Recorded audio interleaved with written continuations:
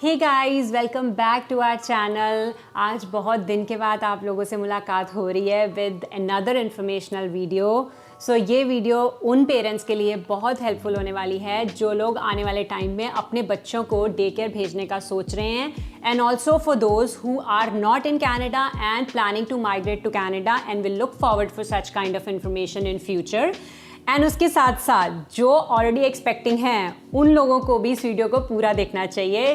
That will help you a lot in future.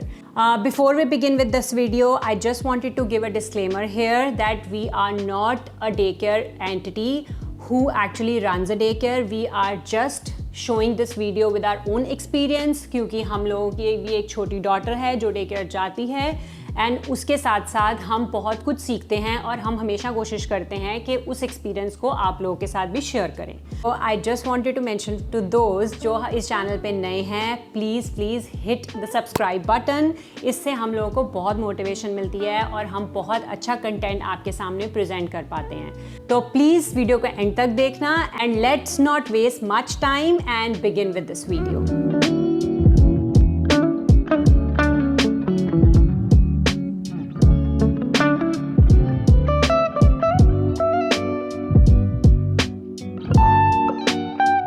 तो जैसे कि आप लोगों को पता ही है, हम कनाडा में रहते हैं और कनाडा में both parents are working professionals, उनकी फुल टाइम जॉब्स होती हैं और फुल टाइम जॉब्स के साथ साथ बच्चों को हैंडल करना is a very difficult task.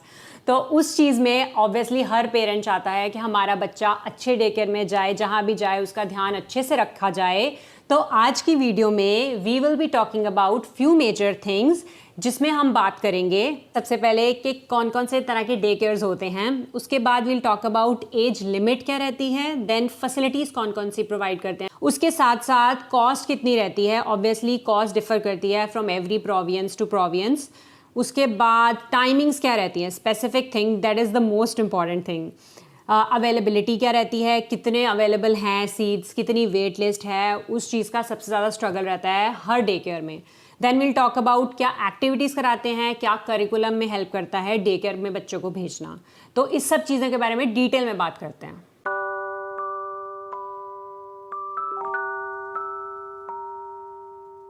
Canada में दो तरह के डे केयर्स होते हैं, लाइसेंस डे केयर्स और अनलाइसेंस डे केयर्स। जो लाइसेंस डे केयर्स होते हैं they are full day centre based day cares. इन डे केयर्स को प्रोविंशियल अथॉरिटीज़ रेगुलेट करती है, लाइसेंस देती है और मॉनिटर करती है। सो ये जो प्रोविंशियल अथॉरिटीज़ होती हैं ये डिसाइड करती हैं कि एक रीच में कितने डे केयर्स होने चाहिए और उन डे केयर्स में कितने बच्चे होने चाहिए, कितने एजुकेटर्स अवेलेबिलिटी होनी चाहिए, उसके साथ साथ क्या फूड रहेगा, कितना हाइजीन रहेगा। Each and everything has to be monitored by provincial authorities. Unlicensed day cares small day cares होते हैं, they don't have the capacity to run the day cares on larger scale. Either they have the space issues और they don't want to spend money on the license. But यहाँ पे जो educators होते हैं they are licence educators. अब यहाँ पे parents की रिस्पॉन्सिबिलिटी होती है, they have to ensure that the facilities they are getting for their child are up to the mark. उन लोगों को ट्रैक करना पड़ता है विद द एजुकेटर कि उनके बच्चों की डेवलपमेंट अच्छे से हो रही है। हालांकि जो ये डे केयर्स होते हैं ये सारी गाइडलाइन लाइसेंस डे केयर्स वाली ही फॉलो करते हैं, but at the same time it's a full responsibility of the parents to ensure the quality of this unlicensed day cares.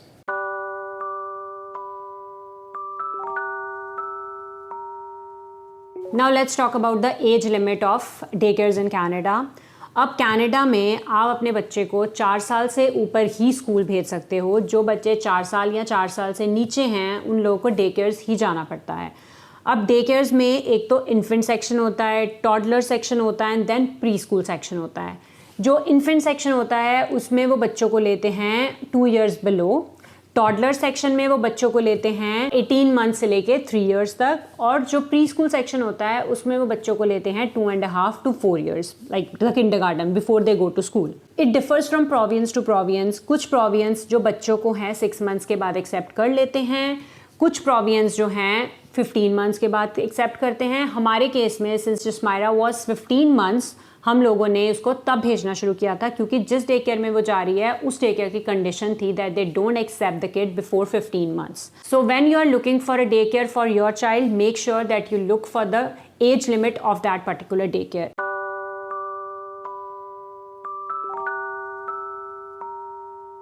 तो अब हम बात करते हैं फैसिलिटीज़ के बारे में जो डे केयर्स कनाडा में प्रोवाइड करते हैं, जैसे कि बच्चों को मील्स प्रोवाइड की जाती हैं प्रॉपर इंटरवल्स पे, उसके बाद कॉट्स प्रोवाइड की जाती है जिस पे बच्चे को सोना होता है, उनका फिक्स टाइम होता है सोने का, उसके साथ साथ जो एक्टिविटीज़ होती हैं उसके आर्ट एंड क्राफ्ट का जो भी सामान होता है वो इस फैसिलिटी में इंक्लूड होता है. Eight the same time temperature को मेंटेन करने के लिए एयर कंडीशनिंग प्रॉपर है नहीं है, हीटिंग सिस्टम प्रॉपर लगा हुआ है कि नहीं है, ये सब चीज़ों का भी खास ध्यान रखा जाता है.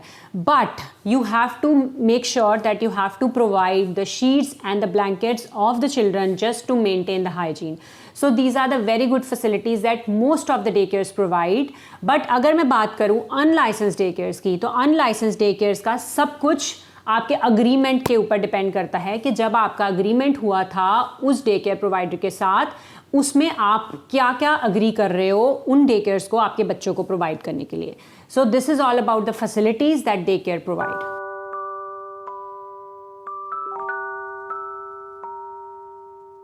Now let's talk about the cost of day cares in Canada. तो यहाँ पे cost is a very important factor क्योंकि हर पेरेंट का अपना बजट होता है और हर पेरेंट चाहता है कि वो अपने बच्चे को एक अच्छे डे केयर में भेजें, एक अच्छी सर्विसेज प्रोवाइड हों.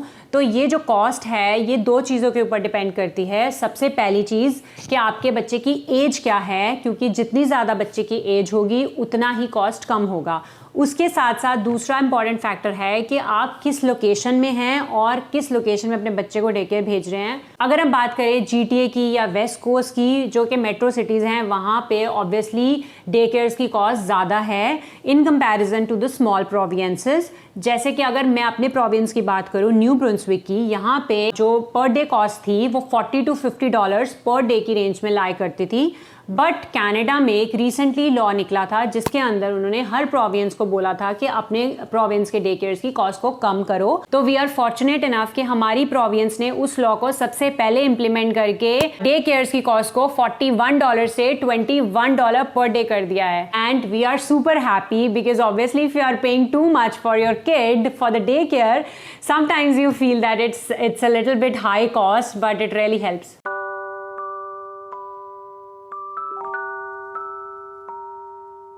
तो अब हम बात करते हैं डे केयर्स की टाइमिंग के बारे में.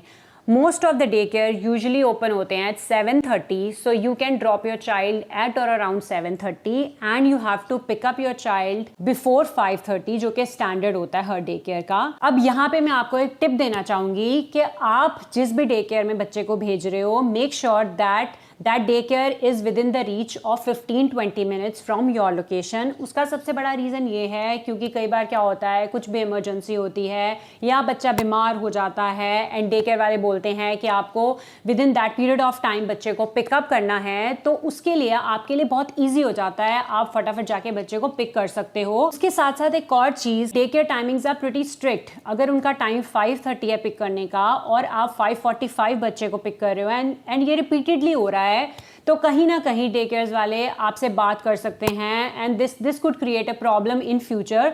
सो आप जब भी अपने बच्चे को डे केयर भेज रहे हो, आप इन चीज़ों का बहुत अच्छे से ध्यान रखें ताकि इन चीज़ों की वजह से आपके और आपके बच्चे को कोई भी प्रॉब्लम ना आए.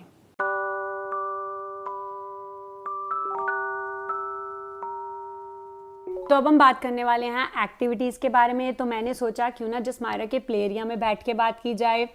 तो एक्टिविटीज़ एक बहुत मेजर रोल प्ले करता है हर बच्चे की ग्रोथ एंड डेवलपमेंट के लिए, और डे केयर्स वाले इंश्योर करते हैं कि हर बच्चा उन एक्टिविटीज़ में पार्टिसिपेट करे और दूसरे बच्चों के साथ इंटरैक्ट करे. अब एक्टिविटीज़ किस तरह की होती है जो डे केयर्स में करवाई जाती हैं? इंडोर एक्टिविटीज़ भी होती हैं और आउटडोर एक्टिविटीज़ भी होती हैं. इंडोर एक्टिविटीज़ में बच्चों को ड्राइंग्स कराई जाती है, पेंटिंग्स कराई जाती हैं, शेप्स के बारे में बताया जाता है, डिफरेंट टाइप ऑफ कलर्स के बारे में बताया जाता है, उनकी पीजे पार्टीज़ होती हैं. अगर कोई फेस्टिवल आ रहा है तो पेरेंट्स को बोला जाता है कि बच्चों को ड्रेसअप करके भेजो, उसके साथ साथ अगर हम आउटडोर एक्टिविटीज़ की बात करें तो बच्चों को वाटर स्प्लैश में लेके जाते हैं, सैंड एरिया बनाया होता है उसमें प्ले कराते हैं। तो ये कुछ ऐसी डिफरेंट काइंड ऑफ एक्टिविटीज़ होती हैं जो बच्चों को कराई जाती हैं। अब हम एक्टिविटीज़ को देख कैसे पाते हैं कि बच्चा किस तरह की एक्टिविटीज़ में पार्टिसिपेट कर रहा है? तो उसके लिए हर डे केयर एक एप्लीकेशन का एक्सेस हर पेरेंट्स को देता है, जो कि पेरेंट्स उस एप्लीकेशन के थ्रू देख पाते हैं कि हर बच्चा किस तरह से एक्टिविटीज में पार्टिसिपेट कर रहा है, और उसी एप्लीकेशन के थ्रू एजुकेटर्स पेरेंट्स के साथ इंटरैक्ट करते हैं।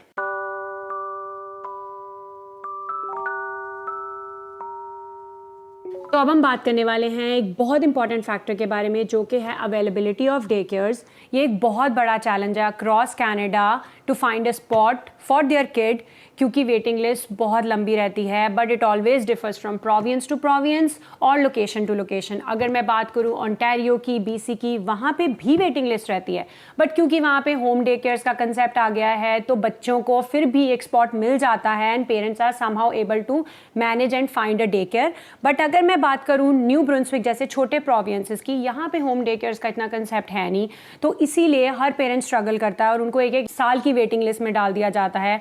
तो ये सबसे बड़ा एक चैलेंज रहता है। तो आप सोचो कि बच्चा अभी इस दुनिया में आया ही नहीं तो आप पहले ही बच्चे का एक स्पॉट बुक कर दो। तो ये एक चैलेंज हमारे साथ भी आया था जब जसमायरा वाज 9 मंथ्स ओल्ड, तो हमें समहाउ एक स्पॉट इसी डे केयर में मिल गया था, क्योंकि वो डे केयर नया खुला था और किसी एक्विंटेंस के थ्रू हमने जसमायरा का एक स्पॉट बुक कर दिया था। बट जैसे कि यहाँ की गवर्नमेंट ने डे केयर्स की कॉस्ट को कम किया है, उसके साथ साथ गवर्नमेंट इज अवेयर कि यहाँ पे डे केयर्स की कितनी शॉर्टेज हो रही है और पेरेंट्स को कितना स्ट्रगल करना पड़ रहा है। They are working to have more day cares in Canada so that parents और बच्चों को स्ट्रगल ना करना पड़े, और उसके साथ साथ एजुकेटर्स की अवेलेबिलिटी को भी बढ़ा रही है।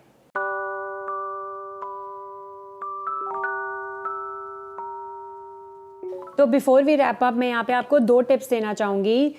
सबसे पहला टिप तो ये है कि जैसे ही आपको पता चलता है दैट यू आर एक्सपेक्टिंग, अपने घर के आसपास देखो कि कौन कौन से डे केयर्स अवेलेबल हैं और वहाँ पे कितनी सीट्स अवेलेबल हैं। जैसे ही आप फाइंड आउट कर लेते हो कि आप अपने बच्चे को कौन से डे केयर में भेजना चाहते हो, go and book the spot ahead of time.